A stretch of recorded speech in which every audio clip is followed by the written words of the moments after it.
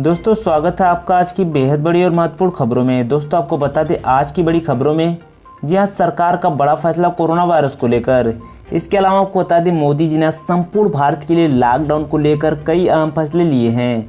इसके अलावा आपको बता दें जल्द ही ट्रेन चलने वाली हैं और टिकटें आपको काउंटर पर मिलेगा। यदि आप भी किसी राज्य में फंसे तो कमेंट करके ज़रूर बताइए।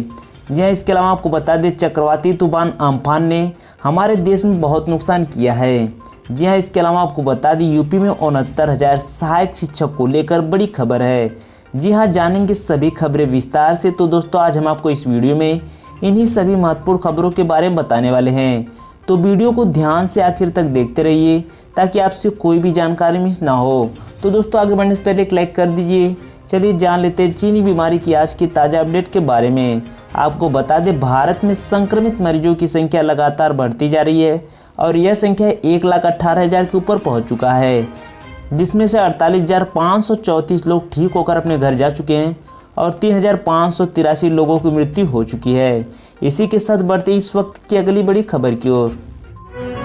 मोदी ने किया बड़ा ऐलान, इस तरीके से तबाही का सामना करेगा देश। जी हाँ, सदी के सबसे भयावह तूफान अम्फान ने पश्चिम बंगाल में भीषण तबाही मचाई है। इससे पहले तूफान 283 साल पहले आया था। ऐसे में पश्चिम बंगाल की सीएम ममता बनर्जी ने देश के प्रधानमंत्री नरेंद्र मोदी से दौरा करने की अपील की थी। इस बीच पीएम मोदी आज तूफान अम्फान के द्वारा प्रभावित इलाकों का हवाई सर्वेक्षण करने पहुंचे हैं। फिलहाल पीएम मोदी कोलकाता पहुंच गए हैं, जिसके बाद ममता बनर्जी ने पीएम मोदी का स्वागत किया। बस पॉलिटिक्स पर राजस्थान के डिप्टी सीएम का योगी सरकार पर हमला। जी हाँ, योगी सरकार और कांग्रेस के बीच चल रहे बस की सियासत पर राजस्थान के डिप्टी सीएम सचिन पायलट ने बीजेपी और केंद्र सरकार पर निशाना साधते हुए कहा कि केंद्र सरकार ने अभी तक श्रमिकों को राहत देने के लिए कोई नीति नहीं बनाई है। श्रमिक सड़कों पर पैदल भूखा प्यासा चल रहा है। प्रियंका गांधी ने संवेदनशीलता दिखाते हुए 1,000 बसें भेजी, लेकिन यूपी सरकार ने इसमें बाधाएं डाली। बसों को एंट्री नहीं दी। पहले कहा बसें लखनऊ भेजो, फिर बसें बॉर्डर पर भेज दी गई तो कभी फिटनेस तो कभी कुछ कहकर अड़ंगे लगाएं। सामने आई बड़ी रिपोर्ट, सीएम योगी को बम से उड़ाने की मिली धमकी। जी हां, उत्तर प्रदेश के मुख्यमंत्री योगी आदित्यनाथ को शुक्रवार सुबह बम से उड़ाने की धमकी भरी एक मैसेज मिला। किसी ने 112 की सोशल मीडिया डेस्क के व्हाट्सएप पर धमकी भरा यह मैसेज भेजा था। मैसेज में सीएम योगी को एक विशेष समुदाय के लिए खतरा बताते हुए बम से उड़ाने की धमकी दी गई है। इस मामले को लेकर गोमती नगर पुलिस स्टेशन में रिपोर्ट दर्ज कर ली गई है। लीची के लिए वरदान बना एम्फन तूफान, कई वर्षों बाद बदला रूप। जी हां, चक्रवात अम्फान के कारण कुछ राज्यों में भले ही बेहद तबाही मची है, लेकिन ये लीची की फसल के लिए वरदान साबित हुई है। चक्रवात अम्फान के कारण हुई वर्षा से न केवल लीची का आकार बड़ा होगा, बल्कि इसकी मिठास भी बढ़ेगी तथा इसका लाल रंग और निखर कर सामने आएगा। वर्षा होने से जमीन में आई नमी और तापमान में आई गिरावट के कारण लीची की फसल को बेहद फायदा होगा। 83 दिनों के बाद पहली बार यात्रा पर निकले पीएम मोदी, कर रहे हैं अम्फान प्रभावित बंगाल और उड़ीसा का दौरा। जी हां, कोरोना वायरस के प्रसार को रोकने के लिए किए गए लॉकडाउन के कारण और महामारी से निपटने के लिए किए जा रहे उपायों में व्यस्तता के कारण पीएम मोदी 29 फरवरी को प्रयागराज की यात्रा किए थे। उसके बाद अब प्रधानमंत्री नरेंद्र मोदी चक्रवात अम्फान द्वारा तबाह 2 राज्यों ओडिशा और पश्चिम बंगाल के दौरे पर हैं। चक्रवात अम्फान ने पूर्वी भारत और बांग्लादेश में तबाही का एक निशान छोड़ दिया है, जिसमें अकेले पश्चिम बंगाल में 72 लोग मारे गए हैं और हजारों लोग बेघर हो गए हैं। घरेलू उड़ान सेवाओं के संचालन के लिए पूरी तरह तैयार है एयरलाइंस। एयर इंडिया ने शुरू की टिकटों की बुकिंग। जी हां, कोरोना वायरस से निपटने के लिए लगाए गए लॉकडाउन के बीच सोमवार से शुरू हो रही घरेलू उड़ान सेवाओं के लिए एयरलाइंस ने पूरी तैयारी कर ली है। विमान सेवा के लिए सरकारी विमानन कंपनी एयर इंडिया ने शुक्रवार से टिकटों की बुकिंग भी शुरू कर दी है। कंपनी ने ट्वीट कर यह जानकारी दी है।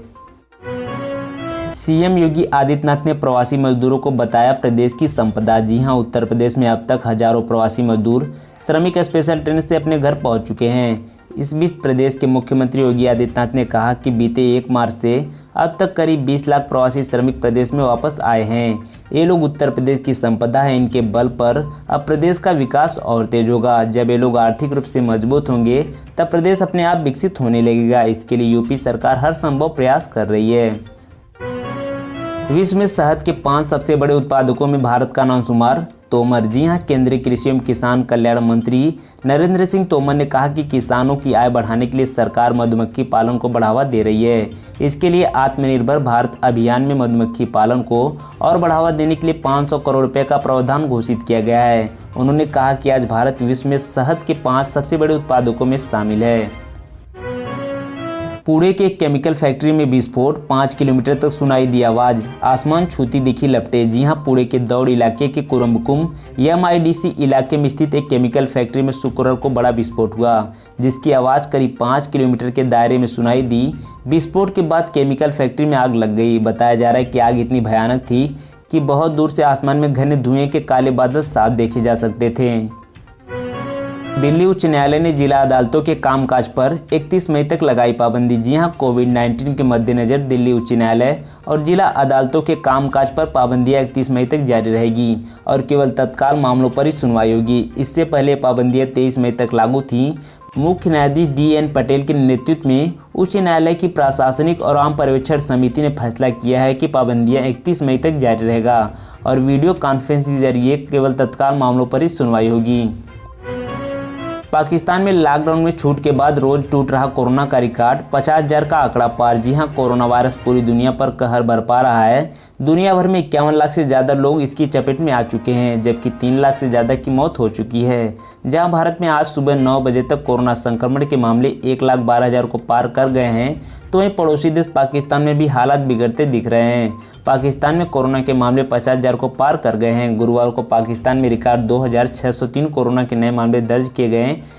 ये देश में एक दिन में सामने आए सबसे ज़्यादा मामले हैं। इसके बाद पाकिस्तान में कोरोना संक्रमण के कुल 50,694 मामले हो गए हैं। अब पाकिस्तान दुनिया के उन देशों में शामिल हो गया है जहां 50,000 से ज़्यादा कोरोना मामले हैं।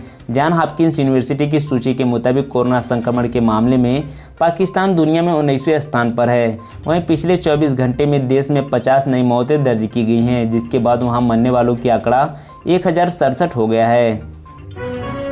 कांग्रेस पर बरसी मायावती, बसों को लेकर घिनौनी राजनीति का लगाया आरोप। जी हां, देश भर में लॉकडाउन 4 के बीच प्रवासियों की सड़क के रास्ते घर वापसी अब बस पॉलिटिक्स का हिस्सा बनकर रह गई है। यूपी और कांग्रेस के बीच चल रही बस पॉलिटिक्स की आग रह रहकर भभक रही है। अब इस राजनीति में एक नया मोड़ आ गया है। ये मोड़ है बसपा सुप्रीमो मायावती की एंट्री का। जी हां, दरअसल राजस्थान सरकार ने यूपी सरकार को बसों का बिल थमाया है। 36 लाख रुपए के इस बिल की गूंज सियासी गलियारों में भी सुनाई देने लगी है। इस बिल के बाद बसपा सुप्रीमो खुलकर बीजेपी की सपोर्ट में आ गई हैं और कांग्रेस पर जमकर बरसी हैं। छत्तीसगढ़ में कोरोना संक्रमितों की संख्या बढ़कर हुई 132। रायपुर के 7 इलाके कंटेनमेंट जोन घोषित। जी हां, छत्तीसगढ़ में कोरोना पीड़ितों की संख्या में फिर इजाफा हुआ है। गुरुवार को कोरोना के 17 नए केस मिले हैं। अब प्रदेश में एक्टिव मरीजों की संख्या 73 हो गई है। कुल पीड़ितों की संख्या बढ़कर अब 132 पहुंच गई है। वहीं राजधानी रायपुर में भी एक नया मामला सामने आ गया है। कोरोना मरीज मिलने के बाद एहतियात के तौर पर रायपुर के 7 स्थानों को कंटेनमेंट जोन घोषित कर दिया गया है। रायपुर कलेक्टर की ओर से आदेश जारी हुआ है। आंध्र प्रदेश में कोरोना के 62 नए मामले, एक और व्यक्ति की मौत। जी हां, आंध्र प्रदेश में कोविड-19 के 62 नए मामले सामने आने के बाद राज्य में संक्रमण के मामले बढ़कर 2,667 हो गए हैं। वहीं एक और व्यक्ति की मौत के बाद मरने वालों की संख्या 55 हो गई है। स्वास्थ्य विभाग ने शुक्रवार को बताया कि इस व्यक्ति की मौत कृष्णा जिले में हुई है। कोरोना के मरीजों को लेकर केजरीवाल ने दिखाई सकारात्मक उम्मीद, कही यह बात। जी हां, देश भर में कोरोना के मरीजों की संख्या में लगातार इजाफा हो रहा है और यही हालत देश की राजधानी दिल्ली का भी है, जहां बीते बृहस्पतिवार को संक्रमण के 571 नए मामले सामने आए हैं। लेकिन इस बीच कोरोना के मरीजों को लेकर दिल्ली के मुख्यमंत्री अरविंद केजरीवाल ने सकारात्मक उम्मीद जताते हुए एक ट्वीट किया और कहा कि जल्द ही दिल्ली में कोरोना वायरस संक्रमित मरीजों से ज़्यादा संख्या उन लोगों की होगी जो इलाज के बाद अस्पताल से ठीक होकर घर लौट गए होंगे। दिल्ली में अभी तक 11,659 लोग संक्रमित हुए हैं। इसमें से एक्टिव मामलों की संख्या 5,898 है, जबकि 5,567 लोग इलाज के बाद घर लौट गए हैं। कोरोना संक्रमण के बीच चीन ने रक्षा बजट को 179 अरब डॉलर तक बढ़ाया, भारत के मुकाबले 3 गुना। जी हां, चीन ने अपने रक्षा बजट को पिछले साल के 177 अरब डॉलर से बढ़ाकर 179 अरब डॉलर कर दिया है। यह भारत के रक्षा बजट का करीब 3 गुना है और अमेरिका के बाद दुनिया में सबसे अधिक है। हालांकि कोरोना वायरस के कारण अर्थव्यवस्था में आए भारी व्यवधान के चलते हाल के वर्षों में की गई यह सबसे कम बढ़ोतरी है।